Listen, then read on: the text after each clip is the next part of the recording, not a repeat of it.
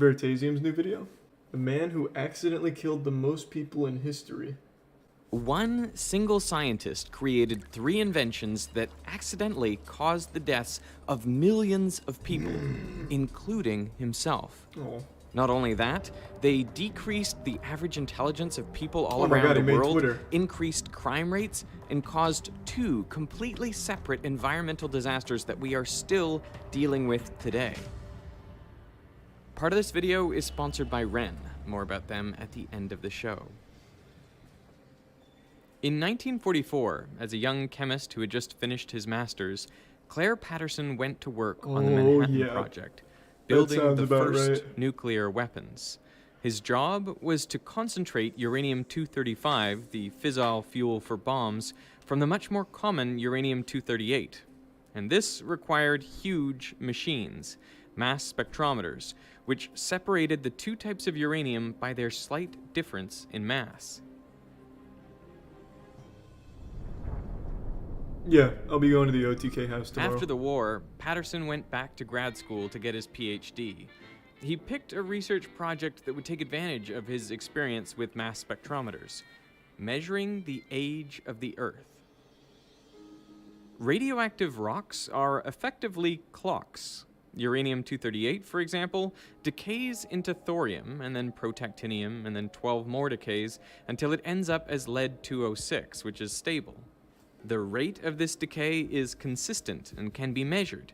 It takes 4.5 billion years for half of a sample of U-238 to decay into lead-206. I don't know if I trust Patterson's it. PhD project was to determine the age of the Earth. Patterson was tasked with measuring the lead content, and another student, He's so George fucking Tilton, big brain. I've never even heard of uranium. Zircon. Tilton's like a character uranium in Dragon measurements Ball. were fine. They matched predictions. But Patterson's lead measurements were all over the place, and they were many, many times higher than they expected. We take George's uranium and my lead. Not right, Patterson. There was lead there that didn't belong there. So where was all this extra lead coming from? The aliens gave it That to us. mystery would take over the rest of Claire Patterson's life and bring him to the literal ends of the Earth. In those days, cars needed to be hand-cranked to start. The good He old knelt days, down baby. and turned the crank, and the engine roared to life, a little too suddenly. The man couldn't get out of the way, and the crank handle hit him in the face and broke his jaw. Fucking idiot. He died as a result of his what? injuries. His name was Byron Carter. What the and fuck? He was the founder of his own car company. So He died of a broken jaw? Awful way of going out. Developed pneumonia as a result of injuries he sustained when he tried to hand crank start a car stranded on the Belle Island Bridge near Detroit. What a terrible way of going out. It wasn't the hit that killed him, but he wouldn't have gotten pneumonia without getting hit, I guess. Though I don't really see how getting hit in the jaw can result in pneumonia. True, I guess, yeah, it was just the early 1900s. he counted among his close friends the founder of Cadillac, Henry Leland. Leland was so distraught over his friend's death that he resolved to eliminate hand cranks from his vehicles. Leland hired Charles Kettering to create a self-starting car, and by 1911, he had a working prototype. Hand cranking was difficult and dangerous, and best left to men. Okay. But a car that started itself? Well, if you say so, I guess. Everything.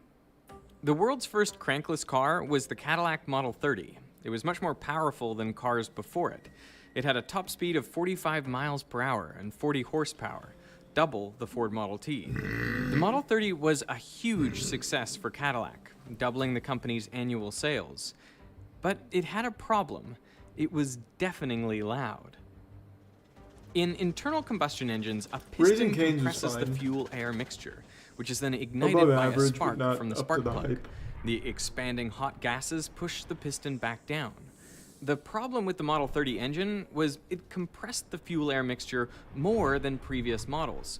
So much, in fact, that often the fuel would spontaneously combust before the spark from the spark plug. So rather than orderly, perfectly timed explosions, you'd get multiple haphazard combustions leading to turbulent pressure waves inside the cylinder. The resulting sound led the problem to become known as engine knocking. Knocking wasn't just hard on the ears, it hurt the engine's performance. It Is reduced PDQ power better? output and Yes. lowered fuel efficiency. The vibrations also damaged the piston and walls of the cylinder, shortening the life of the engine. We all agreed on that. The good news But it was was fine, that like, it engine was knocking above could be average for sure. corrected by changing the fuel. Now, real fuels aren't made up of only these two ingredients. They're a mix of lots of different hydrocarbons, but the octane rating tells you what mixture of octane and heptane gives equivalent performance. For example, 98 octane fuel can withstand the same compression as a mixture of 98% octane and 2% heptane. Now, I'm going to take a little bit of 98 octane fuel and put it in this piston, and when I compress it, nothing happens, which is exactly what you'd expect. Fuck. This fuel can withstand a lot of compression. Diesel has an octane rating of 20, so it acts like a mixture of 20% isooctane and 80% N-heptane. Let's see what happens with the same compression ratio. It blows his hand off.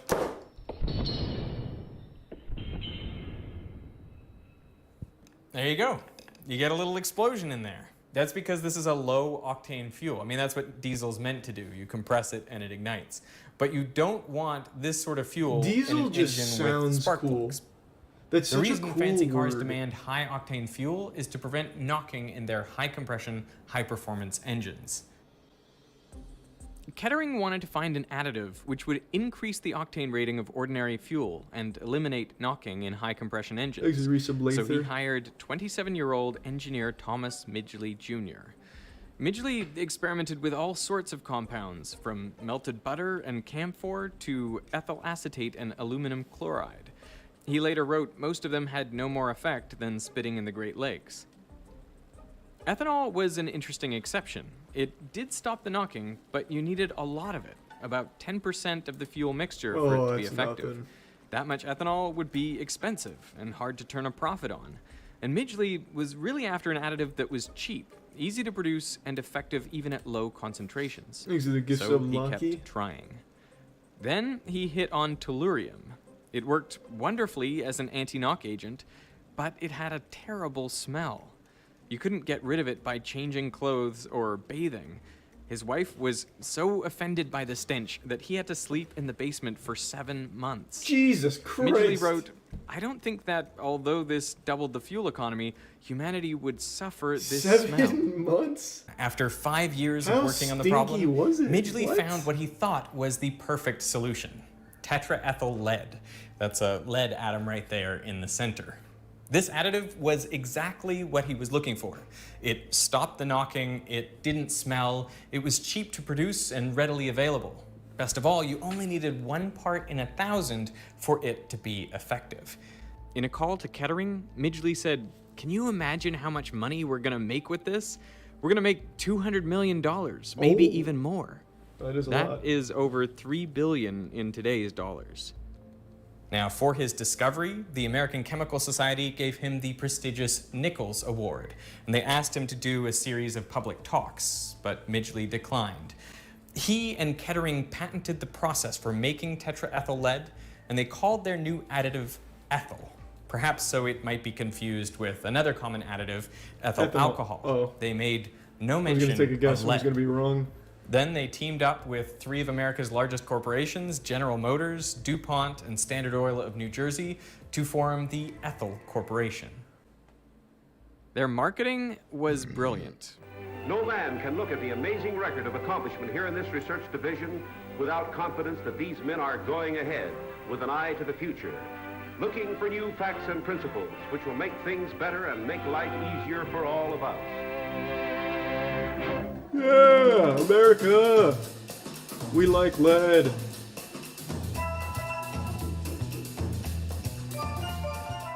At the 1923 Indianapolis 500, the top 3 finishers all used ethyl, and the demand for leaded gasoline took off.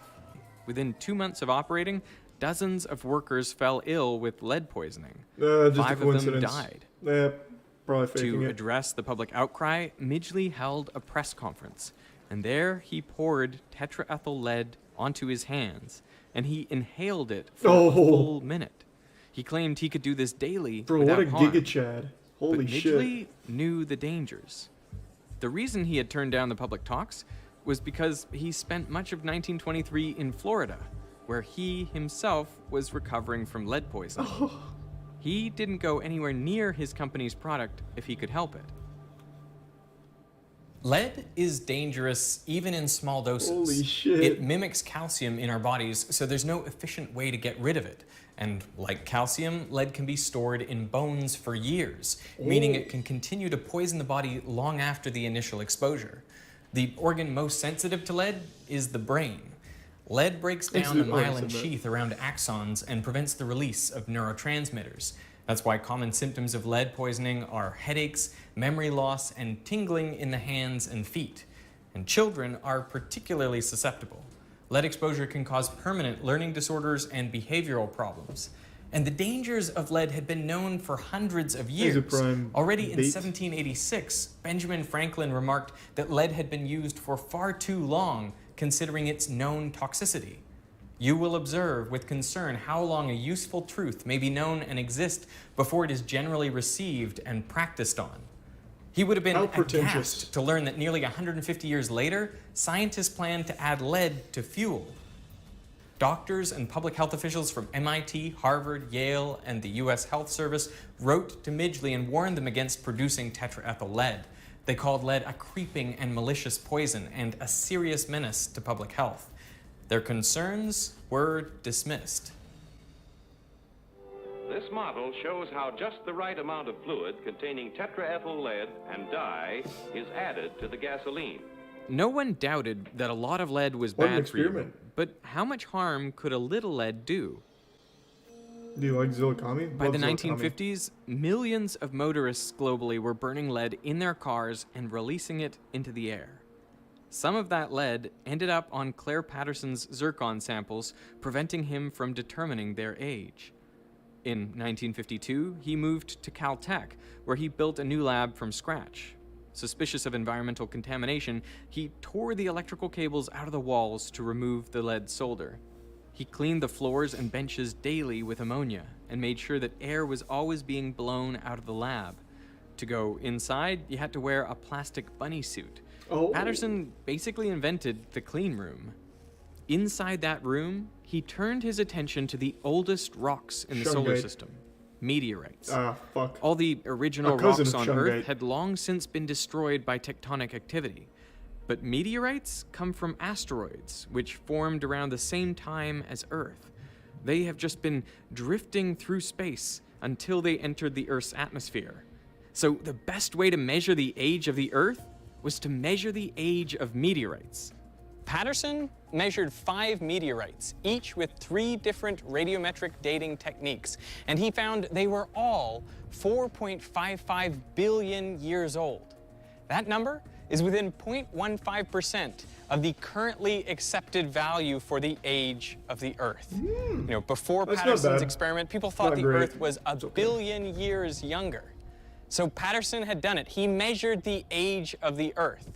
But he wasn't done getting rid of lead contaminants. Public concern about lead exposure had continued to grow. But President of Standard Oil, Frank Howard, pushed back, saying, "We do not feel justified in giving up what has come to the industry like a gift from heaven on the possibility that a hazard may be involved in it." But Patterson wondered, just how natural is the lead in our environment? And he had just the skills to find out. He started eating dirt for 5 years and then measured his own blood. He began by measuring lead in the oceans. If it were natural, he expected the concentration of lead to be the same regardless of depth. But if lead pollution had increased recently, it would be more concentrated near the surface. He took samples in the Pacific and Atlantic Oceans down to a depth of 4 kilometers. And sure enough, lead concentrations were nearly 10 times higher near the surface. Lead pollution was clearly recent, but when exactly had it occurred? To find out, Patterson had to go to Greenland and Antarctica. Ice cores record the level of lead in the air going back thousands of years. The levels of lead in the atmosphere have been elevated for the last 4,500 years. All of it is due to human activity, mainly smelting ores to make metal. And for comparison, he measured the lead in bones and teeth of Peruvian and Egyptian mummies. Since they lived over Would the 1,600 lead years still be ago, present? they would have been exposed to much less lead in their lifetimes. He expected to find modern Americans had about 100 times as much lead in their bones, but results showed it was closer to a factor of 1,000. 20th century Americans had 1,000 times more lead in their bones than their ancestors. Studies of baby teeth revealed that even lead exposure well below the level considered safe resulted in delayed learning, decreased IQ, and increased behavioral problems. And there is a broad consensus on the part of everybody except the lead industry and its That's pretty wild. Lead is extremely toxic at extremely low doses. A follow-up study showed that those with higher levels of lead in their baby teeth were many times more likely to fail out of high school. As a result of studies like these, the CDC's guidelines for the acceptable level of lead in children's blood dropped from 60 micrograms per deciliter down to 3.5. And as far as we know today, there is no safe level of lead. Globally, lead is believed to be responsible for nearly 2/3 of all unexplained intellectual disability. Holy shit. Lead caused a loss of more than 800 million IQ points. Oh, that's a weird The world statistic. is less intelligent today because of leaded gasoline. That's But fucking there crazy. are even more troubling correlations. The US saw a steady rise in crime from the 1970s to the 1990s. Then it abruptly declined. This graph looks eerily similar to a plot of preschool blood lead levels, just offset by 20 years. The obvious question is, did kids who were exposed to higher levels of lead grow up to commit more crimes than they otherwise would have? You might think this is just a spurious correlation, but the same pattern appears in many countries, including Britain, Canada, and Australia.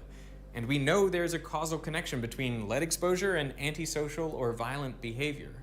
A study of 340 teenagers found that those who were arrested were 4 times as likely to have elevated lead in their bones than similar demographic controls. What leads to the have higher... run-ins with the law. I'm sure this will be answered, but Now, this doesn't mean that I guess, well, maybe it won't be since it's almost over. What leads to the higher levels of lead concentration in the infants, in like the newborns and all of that? Is it just like how close they are to the gasoline or what? The water, I guess, lead paint. Yeah, lead's present in pretty much all food that's grown in the ground, but I feel like that's not going to be a huge contributing factor for like a newborn. A newborn's not going to be eating a ton of apples, right? But yeah, lead is literally in everything that grows from the soil. Tap water? Is there lead in the tap water? Yeah, I guess I didn't think of lead pipes. So like in older houses and shit. It's almost never zero.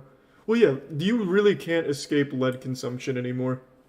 It is literally in everything. Like, again, every vegetable, every fruit, all of it has trace amounts of lead. Literally everything you consume does. I was just wondering what would cause, like, for infants and all of that to have increased levels of lead, and I guess it would probably just be where they are in the world and what they're eating. Very prevalent in seafood, too. Yeah, he even brought up that graph where the guy was studying lead concentration at surface versus deep. The mother passes lead into the baby. I don't even know if you're serious or not, but I love the idea that when a woman's pregnant, she starts, like, giving lead to the baby inside the body. Like a lead fucking ball bearing or something that serves as, like, the core for a human being. There's lead particles in the air due to farts. Learning about lead and the man who accidentally killed the most people in history. Oh, what? That's cool as fuck. Yeah, apparently it's from him creating leaded gasoline.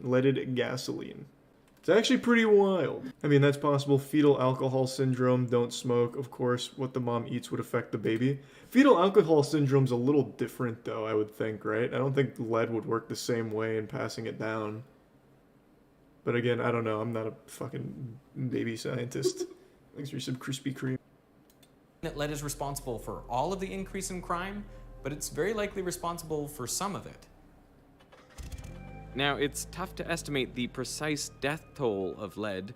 One of its lesser-known effects is a hardening of the arteries, leading to increased cardiovascular disease. Rate over the past century, that amounts to 25 million deaths in the US alone. Globally, the figure may approach 100 million.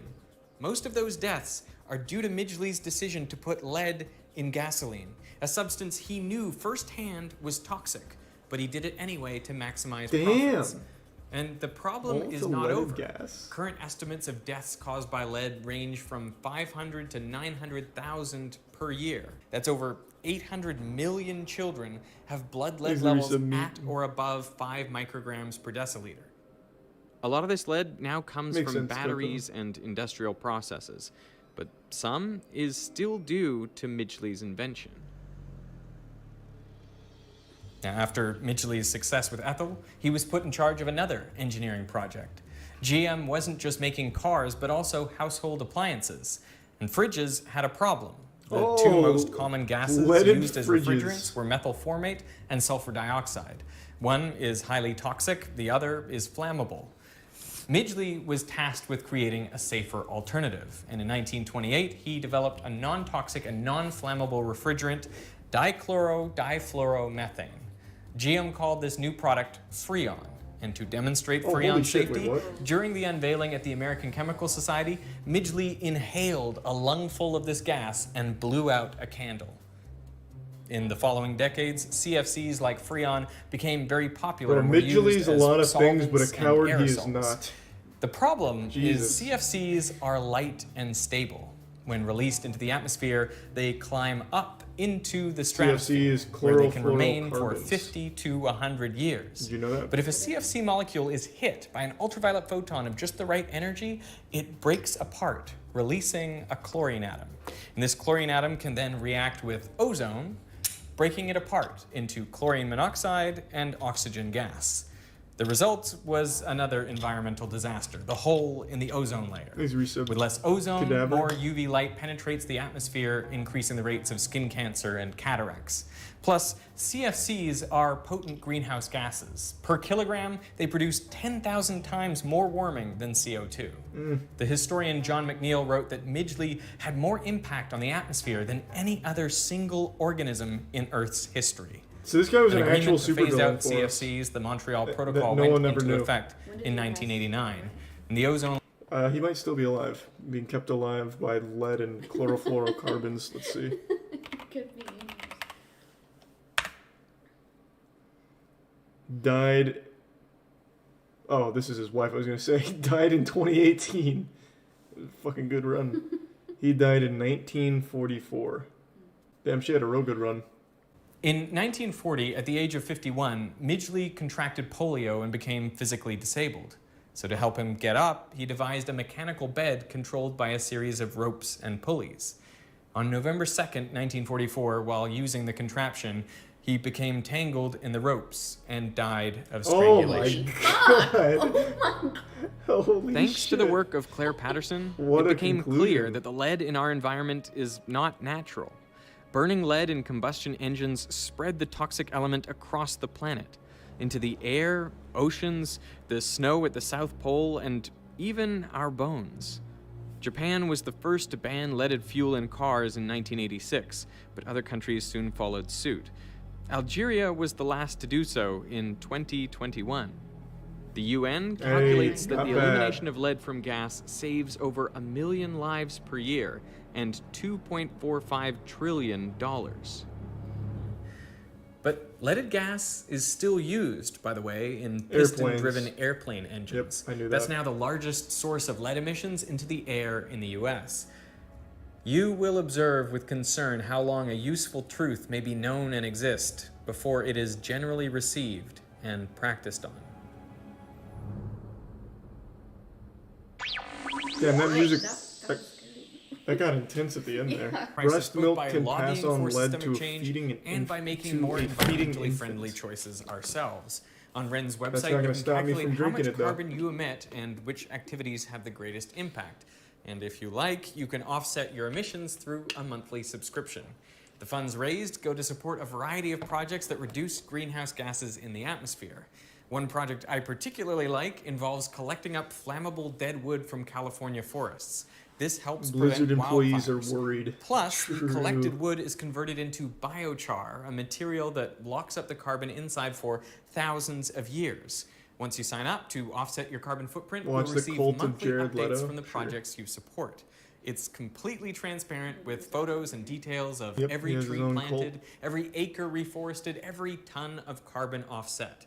And for the first 100 people who sign up using the link in the description, I will personally pay Jared for the Leto? first month of your subscription. Yeah, you know he's So 50 I want years to old? thank Ren for supporting fucking Veritasium, and I want to thank you for watching. Let's do some Metal Gear. Another banger from Veritasium.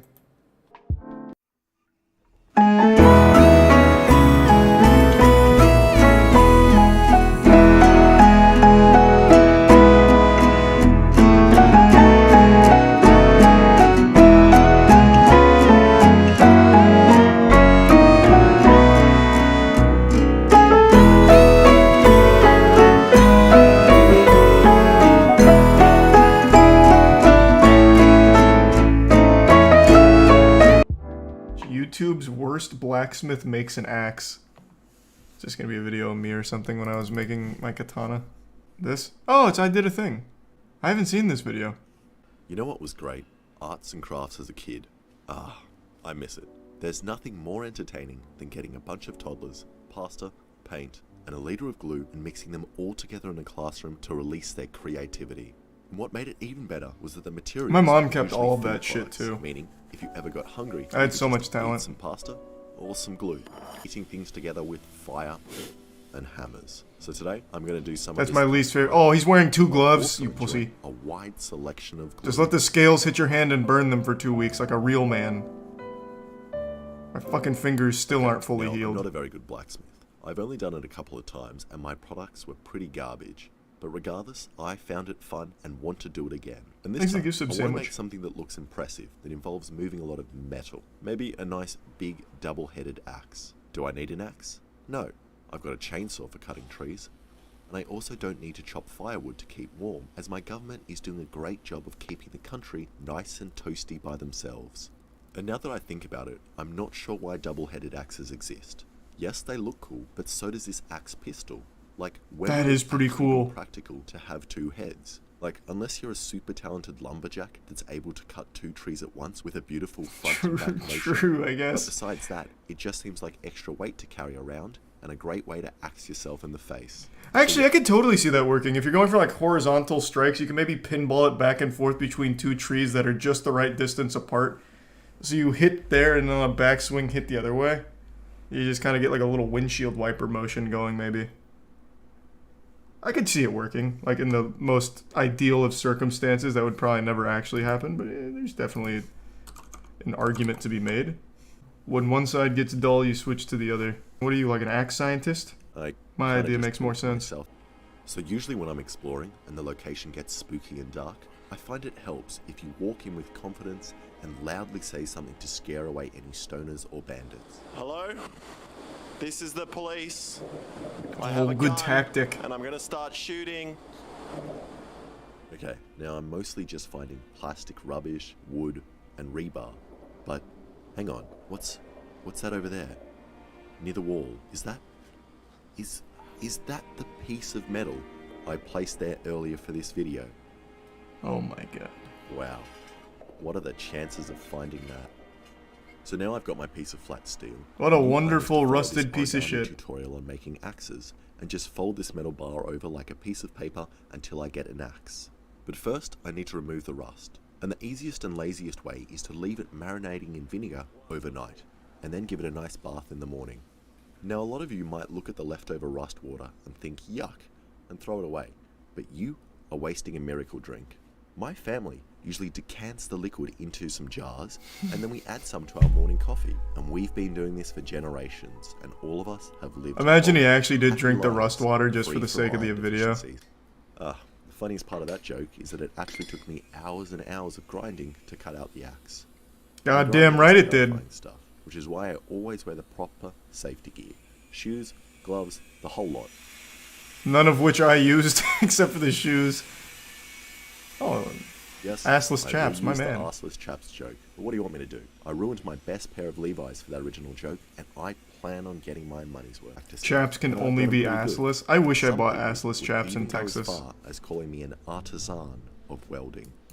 And this piece is from a true artisan. His artworks look impossible, combining metal objects that contrast and complement each other so beautifully.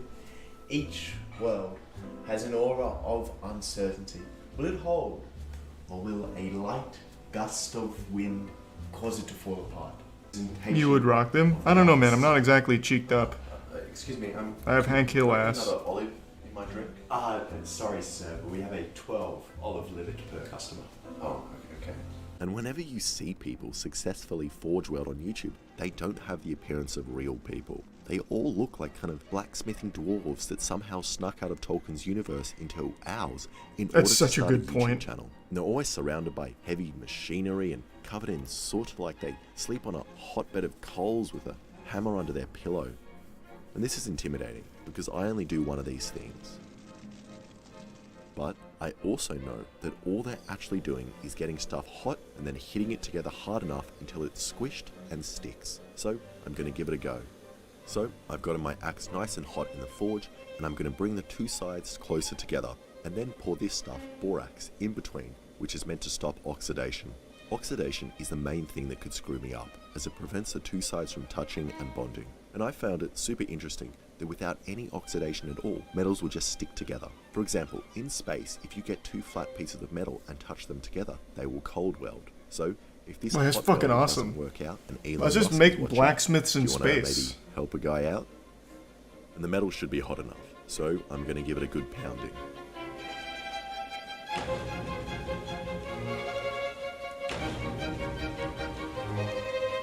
There's your some oyster.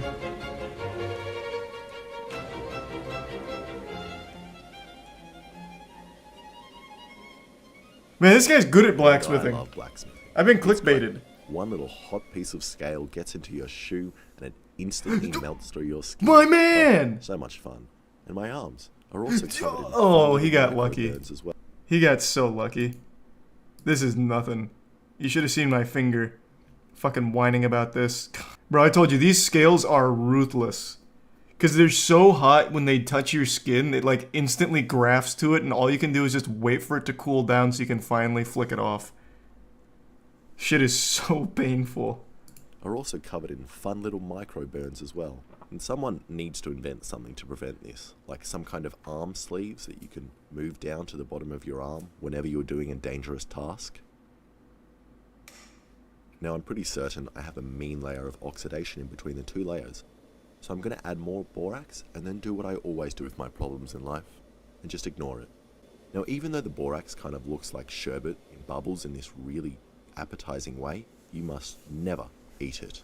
Mostly because it can cause infertility, but if you don't want kids, really? Or, you already have them, then hey, free vasectomy.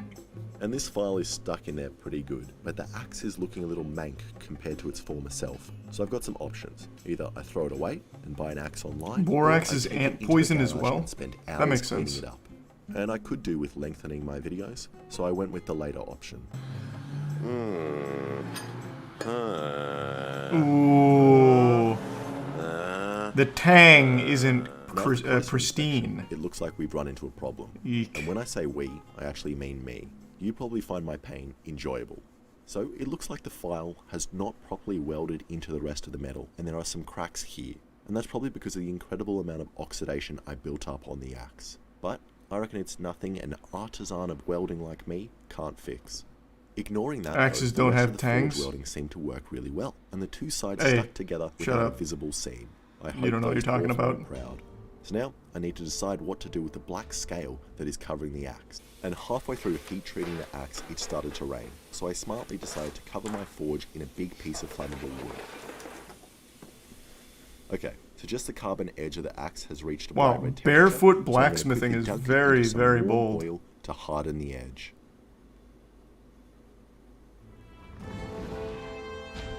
And look at that. Can we just admire how bad I am at putting the axe in the container? So one thing the blacksmith that taught us said to do is spin it around. A hardened edge. So when you put it in, you need to give it like some spins. Because if you dunk it like that in and out, you basically create like a little pocket of air each time, so it doesn't actually get fully quenched. The rest of the video. And because I'm not happy with the axe head, I'm going to take the approach of every WOG family that owns a house in a crap area and overcompensate by blinging it out as a distraction. And as I'm twisting the leather down the handle in a cross pattern, I'm using little nails to crucify it in place. Gift subs trash. Good to see you. Hope you're doing well. which is something to catch your eye. Wow, this looks really good. Not like my last video. So I've decided to etch on my logo, and my options are to use acid or a Dremel tool. But after all that glue, I'm not sure I can handle any more substances. So I'm going to do it by hand with a Dremel tool.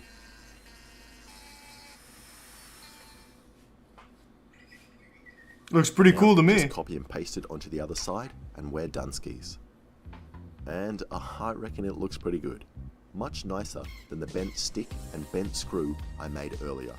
Damn, this came out so nice. Now, I want to test it, and I originally planned to just chop some wood with the axe. Let's go. I was great at doing this, but it wasn't enough of a challenge. But then I remembered a video I saw earlier of the ultimate Chad, Gary, testing out his knife. Hey, we watched this video a long time ago.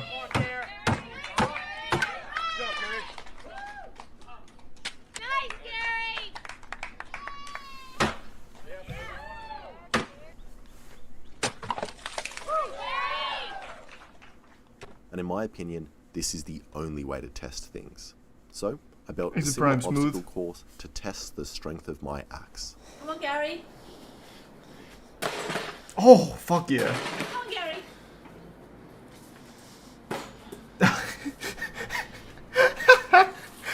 I didn't expect that little maneuver there. Come on, Gary.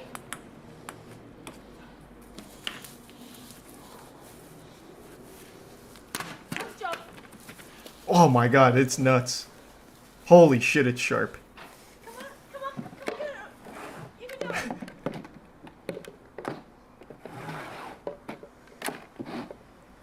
Let's go, Gary.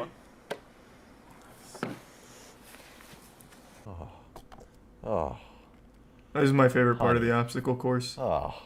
Are you a mindless consumer that loves buying What an crap ad on the segue. internet? Well, today's sponsor, honey, is perfect for you. You know, when honey was first found by mankind, it was only utilized as a sweetener to make dirt more edible. But now it does so much more than that. Honey is a free online shopping tool that automatically finds the best promo Is it codes tier on 1 the internet and Evodario and applies the them tier to your 1 cart. Kestrel? Here, let me show you how this works. All you do is you put honey on your computer like this, and then it's just there, always on your computer. And then whenever you do anything, like go to your favorite sites like eBay or AliExpress, when you get to the checkout, Honey scans for coupons and saves you money. Watch the Chainsaw Man anime trailer. What, did they release a new one?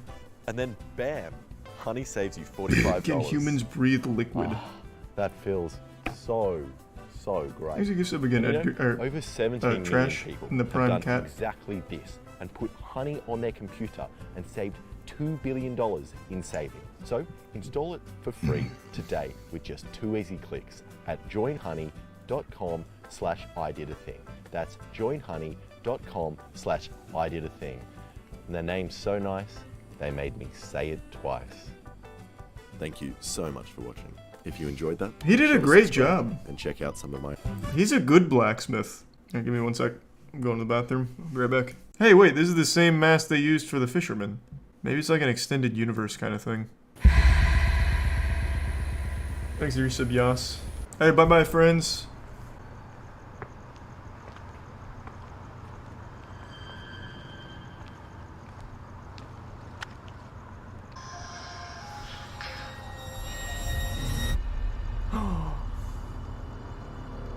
Watch out!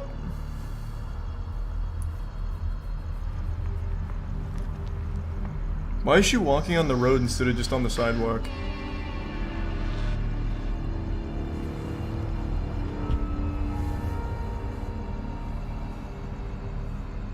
Hey, hey. Whoa! They're everywhere. I'm good. I'll see you tomorrow. Wait, what? Oh, this must be like an interdimensional kind of thing.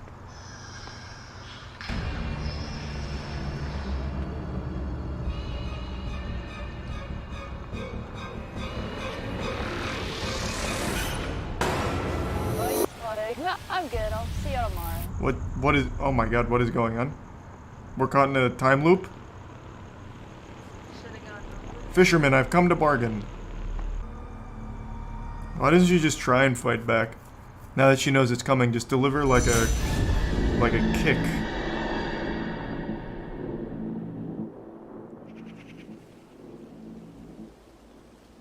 Nice. I don't know what it means, but fuck yeah. Apparently The Fisherman is a pretty popular horror short thing. Let's see this fisherman.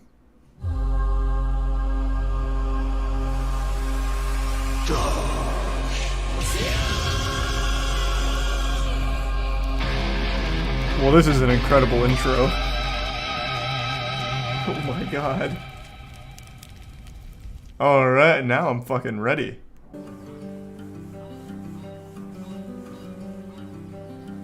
This is so tranquil. Hopefully the fisherman doesn't come and fuck it all up.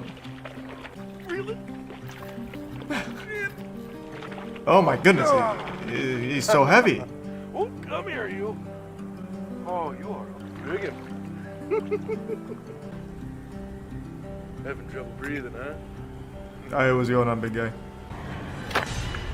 Oh.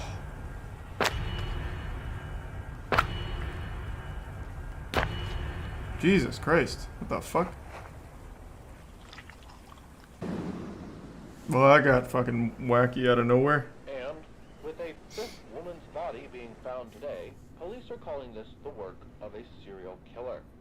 Police are advising the public to stay vigilant and to call the tip line if they feel like they have any clues pertinent to the case. This is Ryan Gardenstyle signing off for the afternoon. Remember, you're listening to HPLFF Radio, That's and we wish you... stupid. What we need right now are killers. We need someone to thin out the herd. What we need right now is someone surgical to take out the cancer that is humanity. Wow. This is... Isn't this the plot to that hatred game? War going on right now to... What in the hell is that? Looks like you want some of old Greg. Alright, sweetie. Be right there. What? This is making me very uncomfortable. So is he not the fisherman? Just old ass crack Willie over here?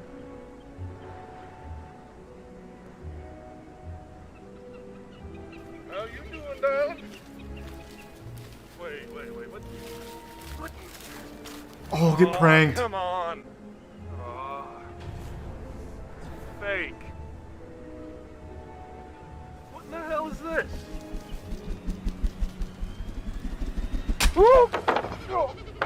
Oh, you just got fished.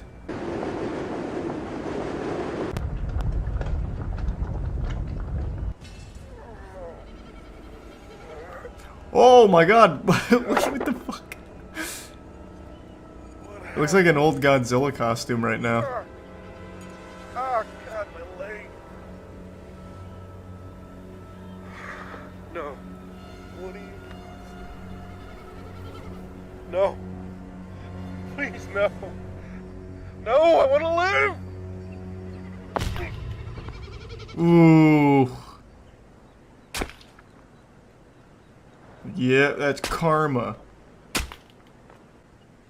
But he's still breathing. He might be okay.